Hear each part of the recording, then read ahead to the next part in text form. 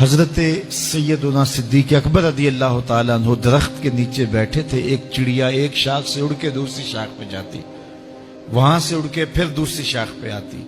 تو حضرت صدیق اکبر رو پڑے, کہا چڑیا کتنی موج میں ہے, جس شاخ پہ چاہے بیٹھتی ہے, اور قیامت کے دن تیرا حساب بھی نہیں ہوگا.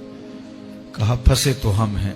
حضور نے حضرت عائشہ سے کہا, زوجہ ہیں رسول کریم صلی اللہ علیہ وسلم, محبوبہ محبوب کائنات, لیکن ان سے بھی میرے حضور نے کہا عائشہ گناہوں کو کبھی چھوٹا نہ سمجھنا, گناہوں کو حقیر نہ سمجھنا کہ یہ چھوٹے ہیں کوئی بات نہیں, اس سے کیا ہوگا. اس دن حساب ہوگا, اس دن پوچھا جائے گا.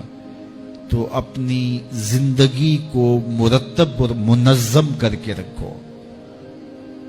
ہم بہت سارے گناہ دائیں بائیں دیکھ کے کرتے ہیں. جب ہم معاشرے میں برائی پھیلی ہوئی دیکھتے ہیں تو ہم کہتے ہیں کہ دیکھو نا یہ سارے کر رہے ہیں تو میں ہی بہتا متقی آ گیا ہوں جی.